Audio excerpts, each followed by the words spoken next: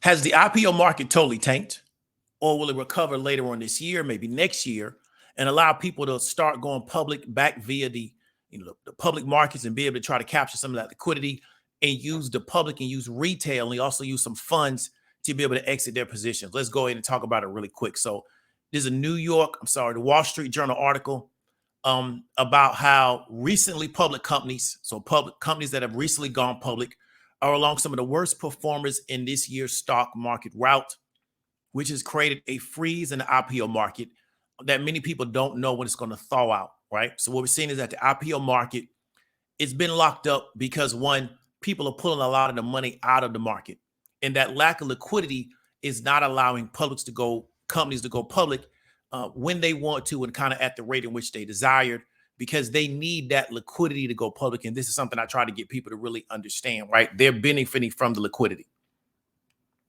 And based on the article, it says around 87% of companies that went public in the U.S. last year are trading below their offer price, down more than 49% on average as of Friday's close, according to a particular company called Diligence. And what that means is that they're trading below the price in which they offered out. So the price in which they went public, they're trading now below that particular price. And that's not always a negative, but it's not always a positive, right?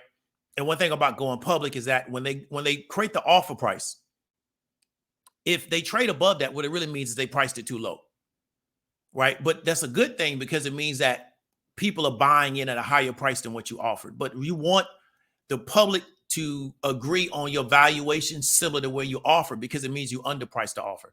Then if you go public and you realize that, okay, now we're trading lower than what we offered, what do we know? That we priced it too high. But one of the things I look for with IPOs is I say within the first 6 months to a year in which they go public, I look to see, are they trading under their offer price, which means what? It was priced too high once we started to get access to their earnings.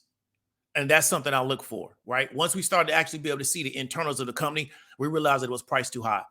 So here's the list of a lot of companies that are trading below their offer price. Oscar Health, written one way I went when they came out.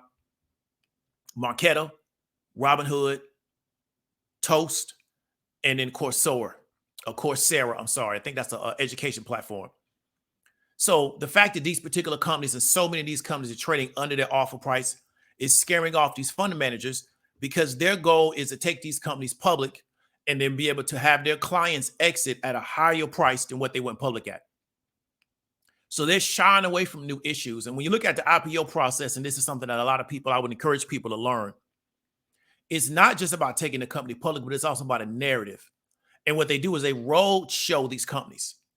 And many times when a corporation or a company is getting ready to go public, they're partnering with a bank because the bank can create a narrative around them to get people to buy into the trade places with the insiders. And so what a lot of bankers are saying now is that this particular scenario around IPOs could stay like this for the rest of the year, which is not that long. We're pretty much out of this year and a little bit beyond.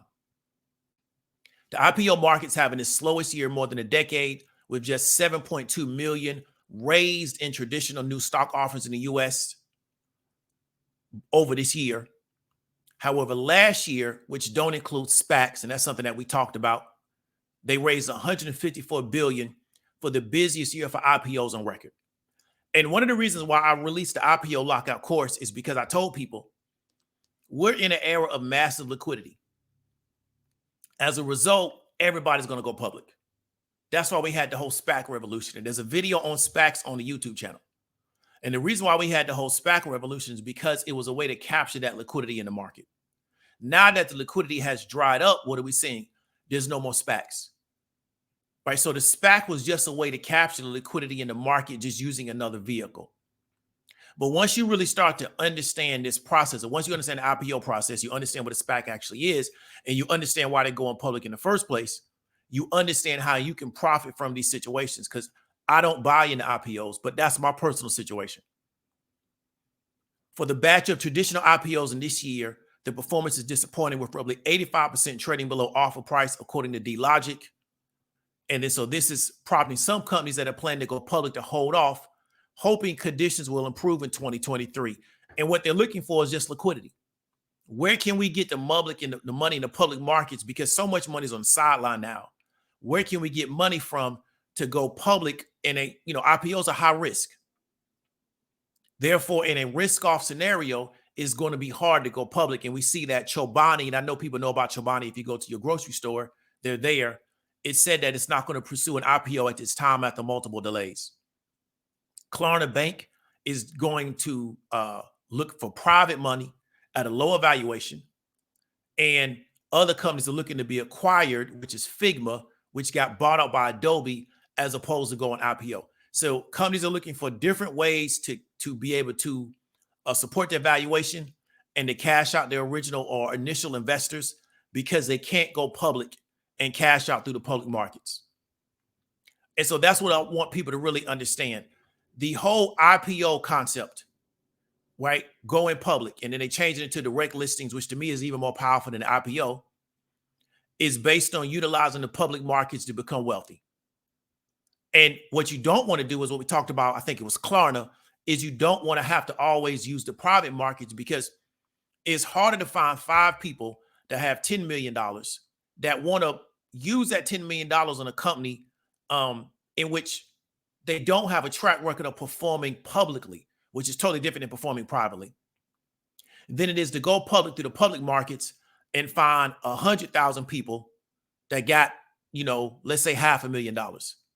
So you can get cashed out via a scale, as opposed to trying to find a bunch of people, because those private people with 10 million, it can be harder to sell them on this idea that they should put 10 million into a company that has not had to perform in the public market, which is totally different than performing privately, because it's a privately owned company. You don't have to report every 90 days.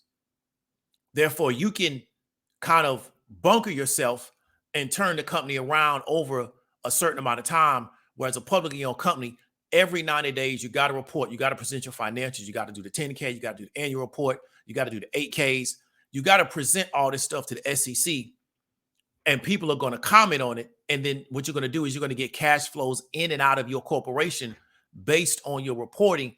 And that can impact your ability, also can impact your ability to go to the bond market, can impact your ability to do senior debt. All of these things can impact you because you're a publicly owned company and everybody knows everything that's going on with you. And that's why you want to understand this IPO market. If you understand this IPO market, you understand how you can profit, because we're going to eventually go back into a market of massive liquidity, and then everybody's going to go IPO. And that's why it's beneficial to get to scale before it happens, so you're not playing catch-up ball. Because all I'm waiting for is massive liquidity, everything under the planet IPOs, and then I'm able to just pick situations off at will. And eventually we're going to get back to that. So the one thing I'm a fan of, a skill set, does not always means you got to use it at that time. It means you have it on deck to use it when it's appropriate. Hope you got some value from it. David W. Williams, also known as Diamond Dave. I'll talk to you later.